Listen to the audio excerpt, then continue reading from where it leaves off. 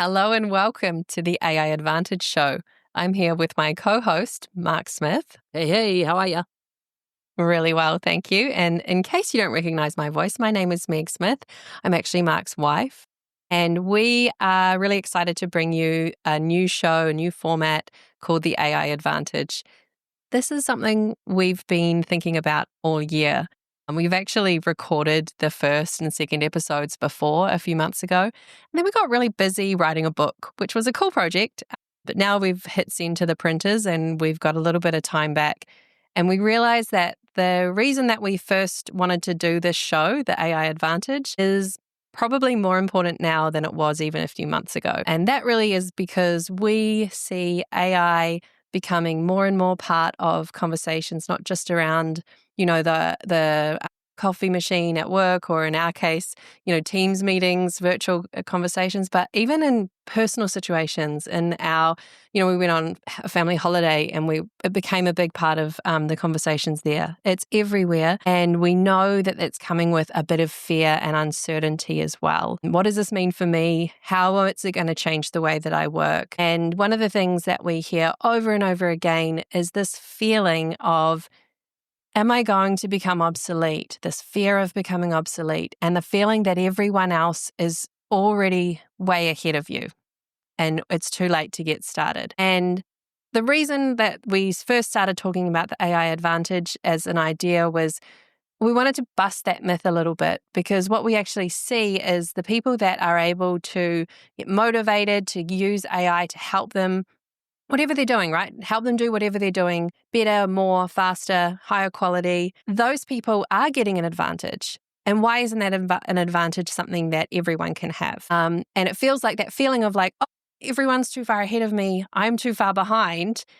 It's actually a bit of a myth. And we can see that in the user data coming through from Microsoft and from Google that says about, 10% of people are becoming power users. They are using AI multiple times a day to help them with lots of different things. But I think this feeling of everyone's ahead and there must be this big ramp up is a myth, because actually the data shows it's not a ramp, it's a cliff. So about 10% of people are using it a lot. 90% of people are still, very early days of experimentation. So as, we've become people who are writing books and learning ourselves how AI works in the workplace and for ourselves personally, we want to share what we're learning and help you think about, how can you get ready to be future ready for the workplace of the future? And I mean, also, most importantly, because we know that the world needs more AI podcasts, right? Totally.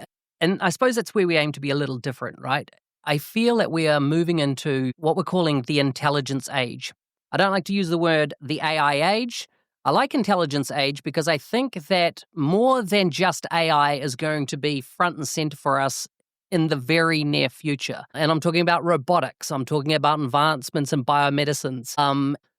So I think it's going to affect so many areas of our life, not just our health, our mental health, our financial health, and to some degrees our identity. Part of it. So what we wanted to do was not make this a show about yet, what's the latest trends and tools and stuff, although, hey, I might drop one or two of those in at myself. But really, can we move from where, you have a phone and that phone is pretty much an extension of you in your life, right? You are very much connected to it. If I took your phone off you for a month, I would be interested to see how you would operate as a person, because it's such an extension of us. And I suggest that AI is also going to become that extension to us, just like the phone has been in the past. So therefore, how do you take advantage of that? How do you maximize that? How do you move to that being such a part of what you're doing that you can leverage it and get the best out of it? How can you extend your human skills with AI so you can live a better life at the end of the day, right? Do what you want to do.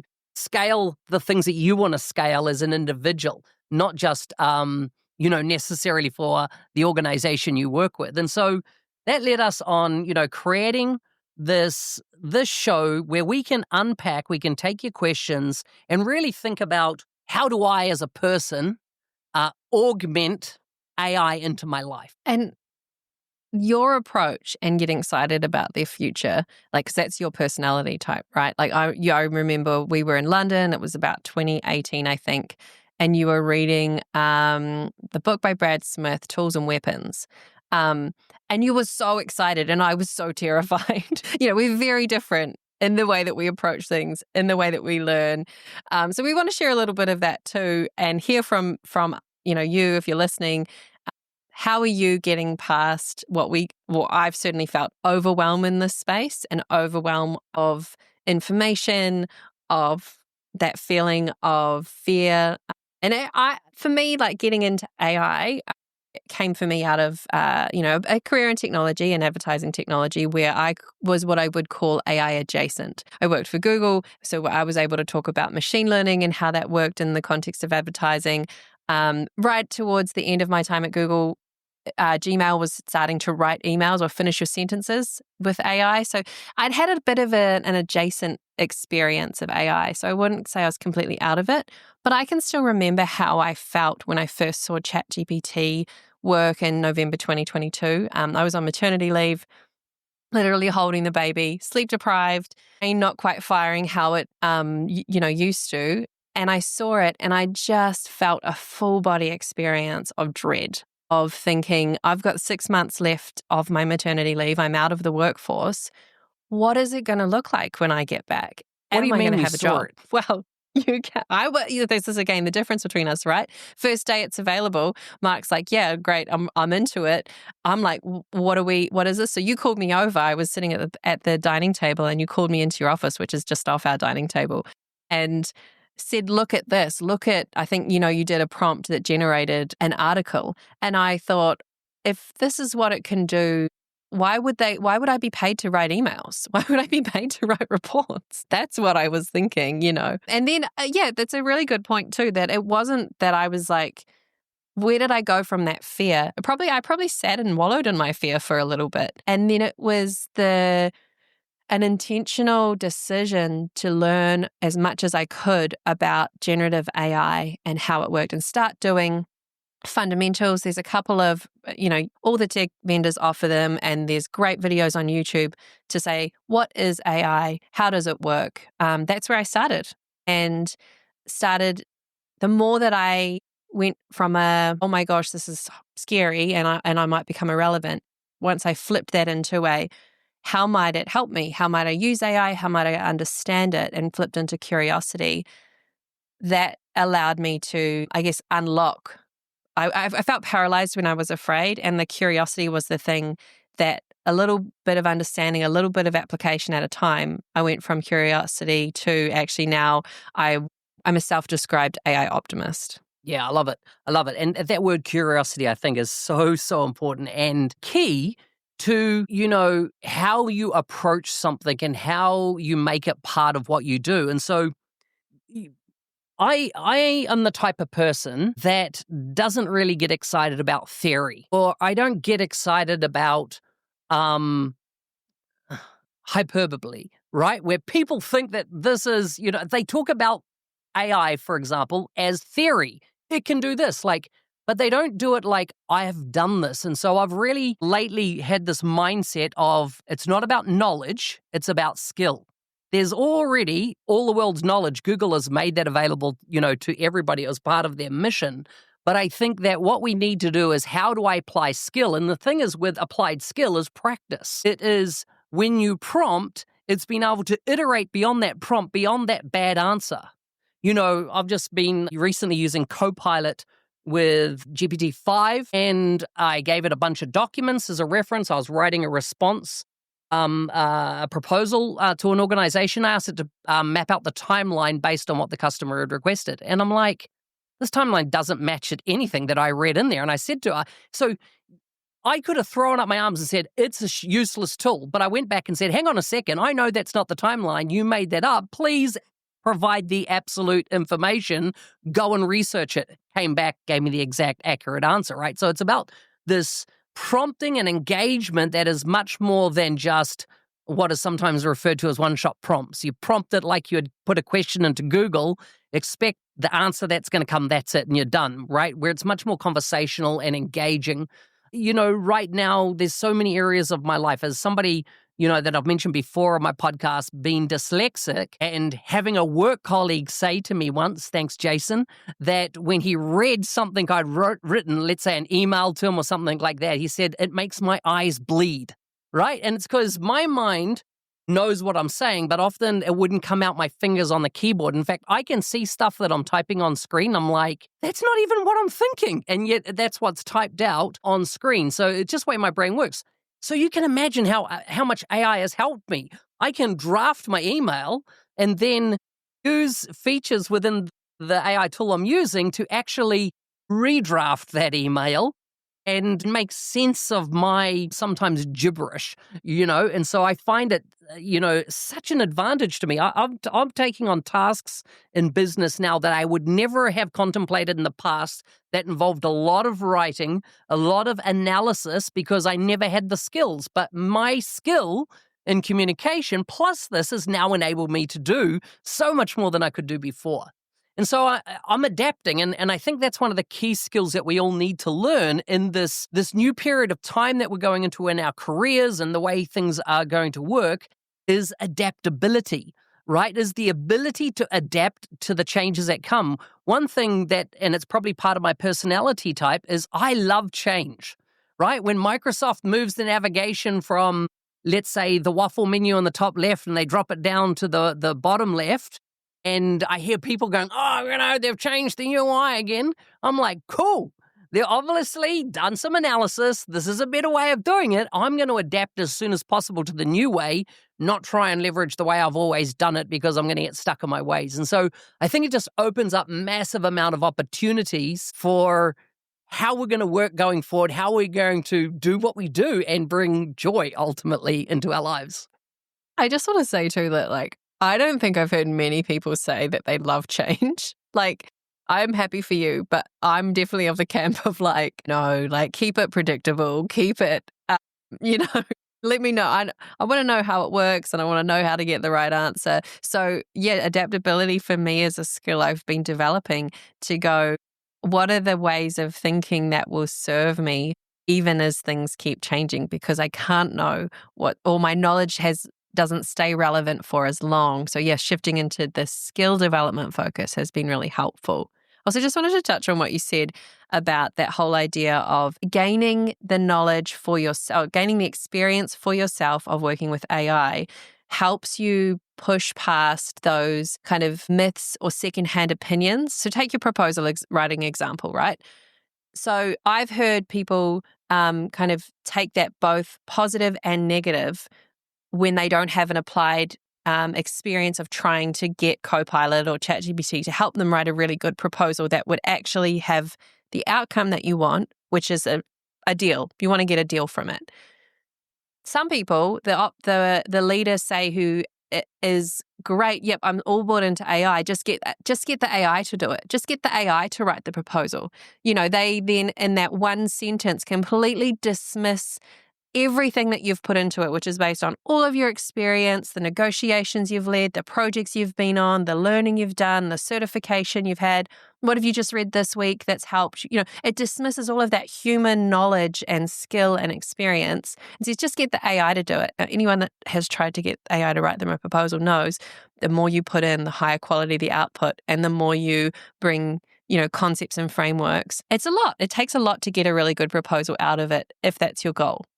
The other side of it is a criticism. Oh, you just got AI to write the proposal for you.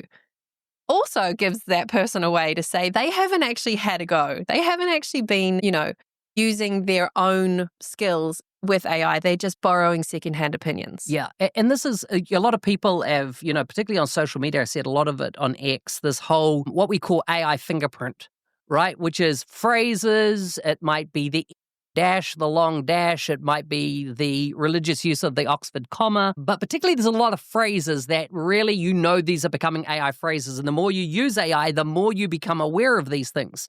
And you get these people going, having a negative opinion on AI, right? About it. And I'm just like, hang on.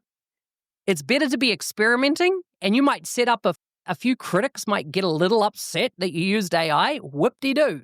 Just give them the middle finger and carry on experimenting, right? Do not care what people are saying.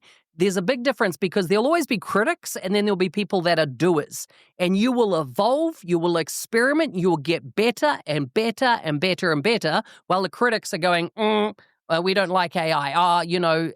And so I encourage you, experiment, multiple times on multiple different ways that you're doing your daily life. As I say, can you get AI to the point that you're as dependent on it as you are your phone? One of the best ways that I have really let AI be the thought partner and retain that role of thought leader, which is one of the tactics to stop, I guess, having just generic content be what AI helps you produce and have it be actual content that sounds like you and is based on your thoughts, is to get it to ask you 20 questions. Play 20 questions.